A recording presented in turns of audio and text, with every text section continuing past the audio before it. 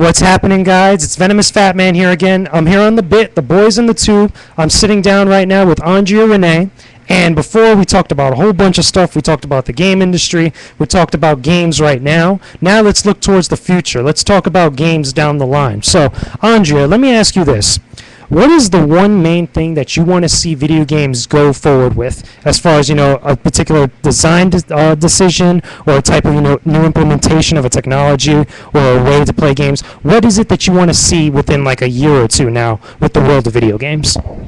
Oh my God, that's such a gigantic I don't even know how to tackle that. There's a lot of things I'd like to see. Oh, you know what? Honestly, it's hard for me to say I want the developers to do this because there's so many amazing developers out there right now really pushing the envelope and doing new, and exciting things. And this whole co-op craze that's happening, I think is awesome. I think the fact that they're making pretty much every single player campaign now for AAA titles available to have co-op, I love that. Because I think, part of the joy of gaming is having it be a communal experience, having it be something where you get together with your friends and do. And if you can't, you can get together over Xbox Live or the PlayStation Network, or, online via your PC. And I think that's really cool. I would like to see the return of local split screen. Yes. Yes. So many games now are only doing online multiplayer, and that's tragic. It's a sad thing. Some people, don't necessarily have the greatest access to internet connections, or maybe they can't afford to pay for, the subscriptions. And I think that if you're going to do, like, off or online multiplayer, that you should have a local multiplayer option as well. So I think that that's something I'd like to see return and come back.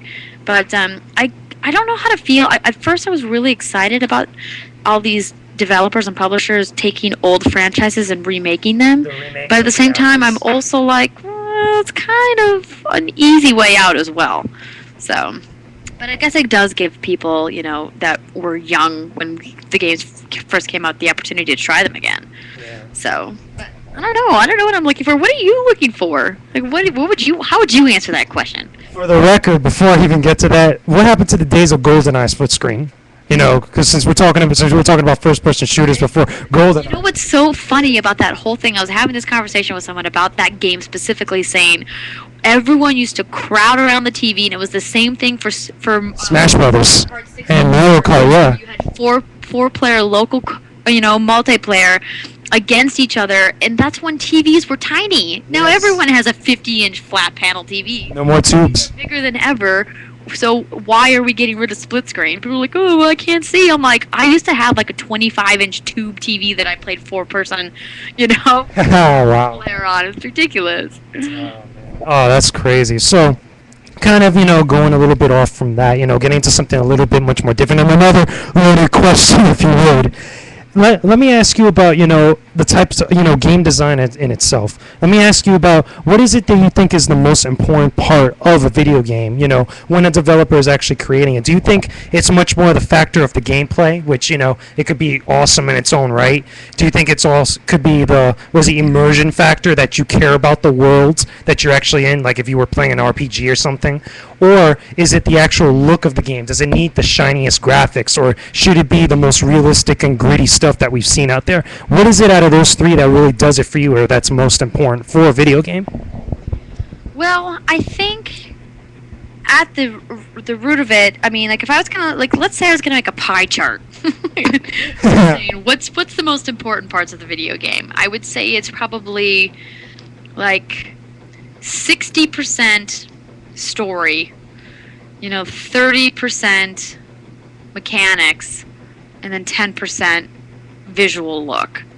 I think these days that people are putting almost too much emphasis on the way that games look, the graphics of games. And I think that that's misplaced. I think that so much more is about mechanics and gameplay and what exactly you're doing in the game, and also the story of the game. Because you're seeing some really amazing indie games that are coming out that maybe aren't the most sophisticated graphically, but story-wise and mechanics-wise, they're doing some really awesome things. Like Antichamber, for example.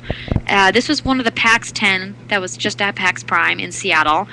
and it has a really kind of unique art style. But if you just look at screens of this game, you're like, okay, you don't know what it is, you don't really get it. It's just kind of like some drawings, and but the concept of the game is super highbrow, and the mechanics of it are really kind of interesting, and he's doing something really unique with that game. And to me, that's a perfect example of how you don't need like LA Noire graphics. You don't need to hit your consumers over the head with this shiny, look in order for the game to be successful. Now, that said, I do love a good polished game. I mean, a big AAA title will have a balance of all three of those things. It'll have a great story, it'll have fluid mechanics, and it'll have a polished look to the game. I mean, and I think, Resistance 3 is a perfect example of that, to talk about a game that just came out. It has a very, very polished, great cinematics, overall art style to the game. Mechanics are great, with the minor glitches here and there, and the story is phenomenal. It's the best Resistance of the series. So, I mean, there's that's kind of how I would break it down personally. So you mentioned kind of an indie game, or a game that was one of the PAX 10 at PAX Prime. Do you find yourself, like, when you go to different events and such, and you're checking out all these new games or these up-and-coming games, is it usually the games that you see that are done by more of the indie crowd that follow more suit of what you said, or doing the kind of more intricate, more interesting new stuff down the line? Or is it more of the guys that are like the big three, the franchises that have been much more established, that have a following, like, Modern Warfare 2 or 3 or something like that? Well, I mean, if we're talking about a following, of course the big titles are going to have the largest following, just because they have the ability to reach the most amount of people. Now, I mean, when you go to these events, I mean, obviously you have to have your viewer in mind. What does your viewer want to see? Well, the viewers want to see Modern Warfare 3. They want to see Battlefield 3. They want to see Skyrim. They want to see Assassin's Creed, all these kind of like knockdown gigantic franchises, right? Yeah. Well, they want to see that, but you know what? They also want to see and hear from these small guys. Except you have to work harder to find them out, to seek them out, because they don't have, the marketing and publishing backbone that these giant publishers have, like EA and like Activision, Ubisoft, and Valve, and other big guys. But you find a lot of times that people that start out on some of these small indie projects go on to work on really big stuff. And we're actually seeing a reverse trend right now, which I think is kind of fascinating. We're seeing big guys, like most notably Ryan Payton, who was the creative director of Halo 4, who left 343 Industries to go start his own thing. Like, we're seeing a lot of that happening. We're seeing these giant guys. Bungie did the same thing. They left Microsoft, to and the Halo franchise to go start, Bungie Aerospace, which is an independent developers project. So I think it's kind of fascinating, the world that's revolving around indie games, and I'm really glad that indie games are getting more of a shot now because of the ability of technology for people to have more access to indie games than they have 10 years ago, 20 years ago. All right, speaking of technology, let me ask you this. I know it's been a kind of a topic of debate, for a while now. I guess, you could say like the past couple of years. Let's talk about, downloadable content, or DLC, or digital-only games compared to retail games. And then let's also talk about 3D, because there's a lot of games now. I think it's also Resistance 3 you mentioned. You could play that entire game in 3D. But like, where do you stand with those types of things? Okay, well, let's talk about 3D first, and then we'll talk about downloadable titles. So 3D, to me, I think is still in its fad phase. I think that the technology is too expensive for the general consumer to really get behind. Being a gamer, in and of itself, is a really expensive hobby. The consoles are expensive, the controllers are expensive, the peripherals are expensive, yes. The software is expensive, and then there's so much of it coming out. I mean, I was just looking at my launch title rundown for October and November this year, and there are easily 20 titles just in those 2 months that are worth purchasing. And if you do the math, that's over $1,000 just to buy all the software. So I think 3D is never going to take hold unless they can bring the price point down. 3D TVs are expensive, 3D glasses are expensive, and quite frankly, I don't think it really contributes that much more to a game. Yeah. I'm not going to say that it doesn't look cool, because it does. I got to try out Crisis 2 in 3D when I was at GDC earlier in the year, and it was gorgeous, and it looked amazing. But you get a lot of eye fatigue. I don't know if you've had a 3D gaming experience. Have you gamed 3D for a number of hours at a time? Yes, I have, and it hurts. Yeah, I was like, how did you find it? It hurts pretty. I played Batman Arkham Asylum, and they had the kind of like pseudo little 3D glasses that come with that Game of the Year edition, and I played it like that for like at least an hour or so, and it kind of hurt my eyes. Even though it's not the level of 3D like we're starting to see now, it still kind of got the point across to me. I just think that the technology isn't ready yet for mass consumption. And I think that it's almost like a throwaway fad to say the game has stereoscopic 3D support. It's like, so what and who cares? Yeah. Like, that's, to me, is representing such a small portion of the consumer base that, I mean, it's definitely not a buying point for me. I don't know about your viewers if they think it's a buying point for them, but it's certainly not for me. So I could care less about 3D. All right. Going on to digital. Yeah, really quickly. Let's move on to DLC really quickly before we end. Yeah, well, DLC in and of itself is kind of a tricky thing, because at first you're like, well, it's a way for you to keep getting content for the games you love spread out over a number of times. But on the other hand, it's like, well, are they leaving that intentionally out of the retail version to get more money from you and to get you to keep coming back to these franchises? And I think it's a little of column A and a little of column B. There was a study that was done not that long ago that said that I think around 90% of gamers don't ever finish the games. Yes, I saw that. I did see that.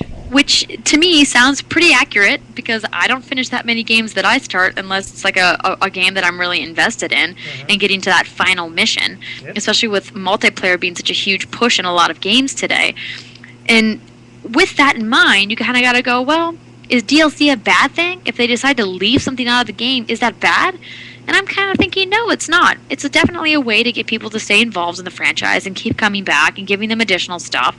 But I do think that you're also kind of milking more money out of an already over-milked audience. You know? It's our hero. We're looking at you.